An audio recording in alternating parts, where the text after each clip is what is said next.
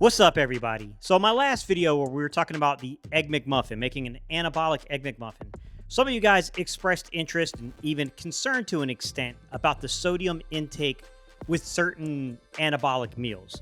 Anything that's pretty much using a processed kind of meat. So Canadian bacon, regular bacon, ham, cold cuts, cheese even to an extent. Like, you guys kind of expressed concern about how much sodium would be in those type of meals, and kind of if there's a variation or an alternative to those meals if I, were to go in and make them. I'm going to give you one here today, guys. I'm going to show you basically how I would make a high protein or an anabolic breakfast that's a little lower in the sodium. It's not quite as high in the sodium as what we had the last time. But in saying that, still keeps that, protein jacked up for us a little bit. And that's going to be the tricky part. So for today, we're going to talk about how to make us a nice little egg scramble with a side of some power oats, and then basically put that together, and I'll show you the sodium count and kind of allow you to make your own adjustments where you want to make it. To begin, what you're going to need is some large white eggs or extra large eggs. It's up to you. Just, you're going to track your own calories here. And what you're going to get here is that for every 70 calories or every egg that you put in your pan, you're going to get an additional 70 milligrams of sodium alongside of that, 70 calories. So if you put 3 in there, you're just going to multiply it, and you're going to get 210, guys. So it's you put 4 in there, you multiply, you get 280, so forth, guys. All right. On the side of that, I like to mix in some veggies with my breakfast. I'm not a huge veggie eater, so anywhere I can get things like pepper and onions in there, so bell pepper and onions in there, and I love them when they're frozen. It just makes it really easy. I'll throw that onion and pepper medley in there. I have a mixed vegetable, so this is carrots, corns, green beans, and peas. I'll throw that in there as well. I top it with some cheese. And last but not least, the last thing I will throw on these is sometimes I'll use ketchup, but also sometimes I like to take it a little different direction.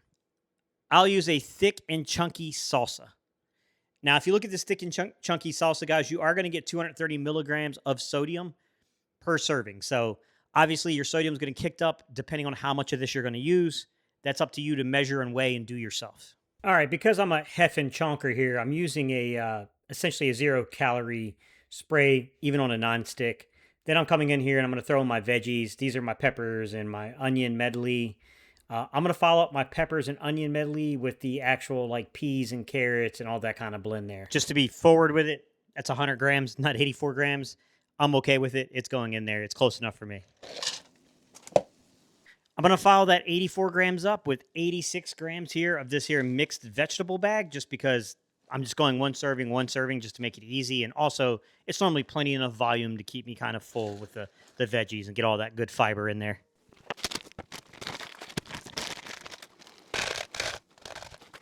For full transparency, guys, it's like 90, 91 grams, so slightly over that number as well, but it's veggies. I'll be okay. I'll take the extra fiber.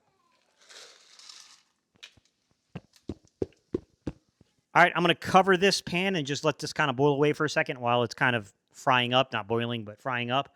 We'll talk a little bit about how we're going to make the actual the oats for this meal.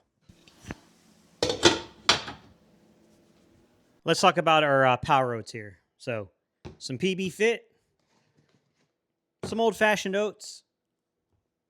We're going to do a little bit of protein powder. This case, guys, this is a casein protein from Nutricost. And then I'm going to use some berry and strawberry and banana blend, just so there's some fruit in there as well, just to kind of mix it up. And basically, this is a really simple process. I'm just going to heat up a tea kettle, get it to the boiling point, dump everything in, in a bowl that I'm going to use basically, and get it all set up, if you will.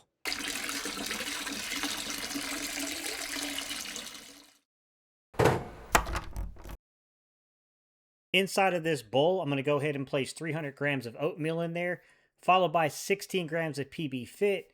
Now I'm going to take the strawberry and banana mixture, and I'm going to put about 155 grams of that mixture together to give me just a nice mix of micronutrients. Last but not least among the ingredients is going to be your protein powder, but I'm going to wait until I actually dump it in to then put the protein powder in there, or else it'll get kind of weird in terms of the consistency. So this will go in last as I add the water to it.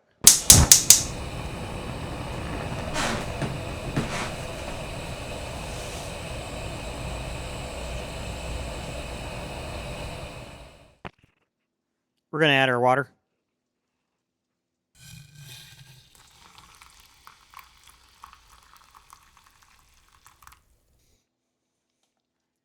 We're going to zero out the scale.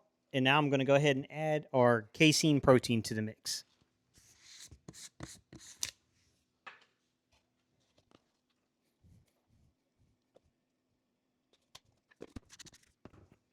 Is it me, or do those measuring scoops never actually come out to the measurement that they say on the box? It's always lighter than it.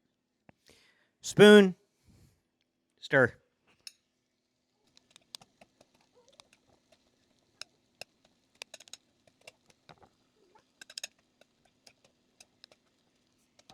In the meantime, I do have my eggs, and I can start putting my eggs in here. These are definitely been cooking long enough.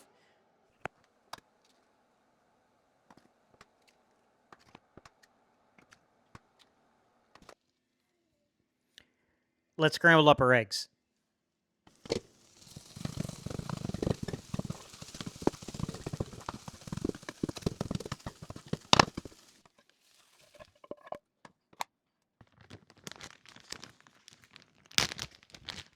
I said on the last video, I'll repeat it here. Normally, I do not weigh my cheese. I just stick a handful in there. It's normally 1/4 cup.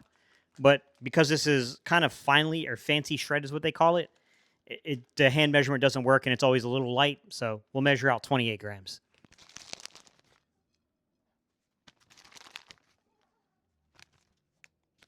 Perfect.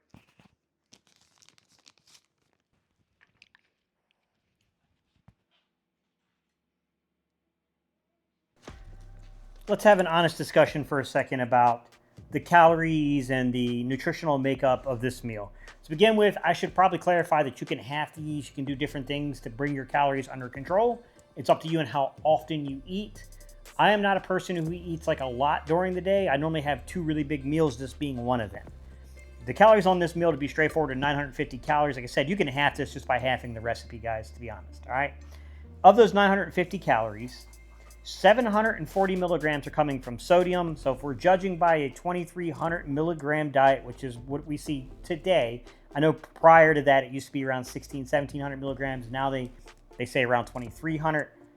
You're getting about a third in, right? You're getting about a third, a little less than a third of your total milligrams of sodium for the day. Because I only have 2 meals, that makes sense.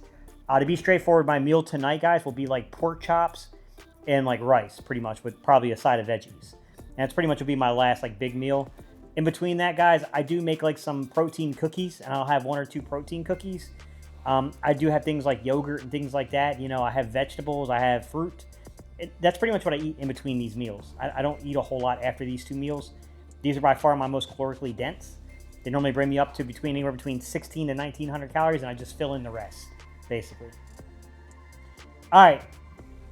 14 grams of dietary fiber. This has a lot of fiber in it, and I do set out to make sure I get fiber because I don't often get fiber in my diet unless I intentionally seek it. And because this lacks bread, the minute you put bread in there, guys, you can go ahead and kick up that sodium. You know, it is harder to get your fiber. Like the oats kind of help get your fiber in there. 32 grams of fat. I'll maintain that for me personally, and I do think this is different for every person, but for me personally, fats in combination with protein are what keeps me the fullest.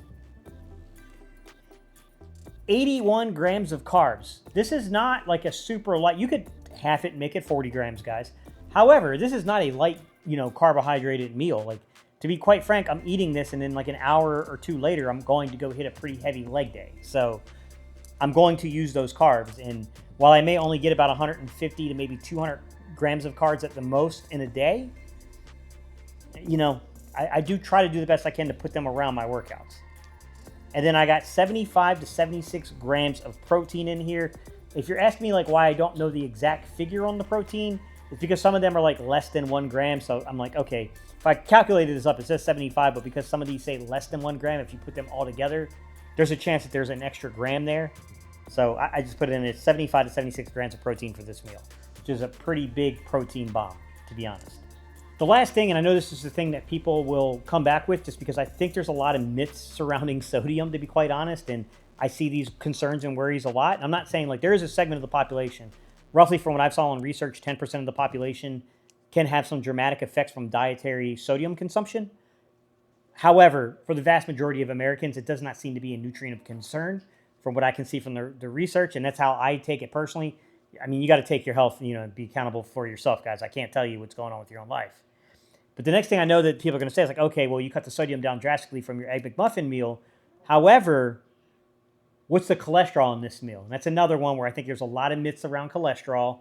I do think that, yes, like if you're being careless with cholesterol and it's coming alongside of a lot of processed food, and in particular with processed food, a lot of sugary, sweet things, a lot of snacks, I do think that you can have some issues with your cholesterol, to be quite honest. This is going to match the calories, guys. It's 950 milligrams of cholesterol. Now, to be fair about the 950 milligrams of cholesterol, I don't have a lot of cholesterol throughout the rest of the day until I get to dinner, which will be not quite as high because it's going to be rice heavy with some vegetables. But, obviously pork chops are going to have cholesterol, so it will uptick a little bit. So it'll definitely get above, I'd say it'd probably end, 1,500 milligrams of cholesterol probably is where it'll probably end at, is what I would think for the day, somewhere in that area. But, yeah, I mean, this is my meal, guys. This is what I do if I'm trying to, an alternative. I don't really care about sodium, guys. I don't track the way you guys do. I think sodium is one of those things that unless you're 10% of the population that is hyper responsive to it, I think most of us know if you've had too much sodium because you can feel it in your body. You can taste it. It'll be salty. It's just an obvious one in my opinion. So I don't really put a lot of concern around it. I do check, I check my blood pressure to make sure, most of the time my blood pressure is between what's supposed to be 120 and 80. And then sometimes I do see it around 130 and 70. I have seen it, in those figures. I even got military records of when I went in one time and something was going on and my blood pressure came back 130 over 70. It's not a crazy concerning thing, but it's definitely it's not where it normally is. All right, guys, I appreciate your time and attention. Down below, let me know, what are your go-to breakfast meals? What do you eat for breakfast? Do you strive for fiber? Do you strive for a high-fat diet? Do you strive for a high-protein diet? Let me know. What are you guys doing for breakfast yourself? All right, guys, I appreciate y'all. It's time and attention, and we'll see you guys on the next video.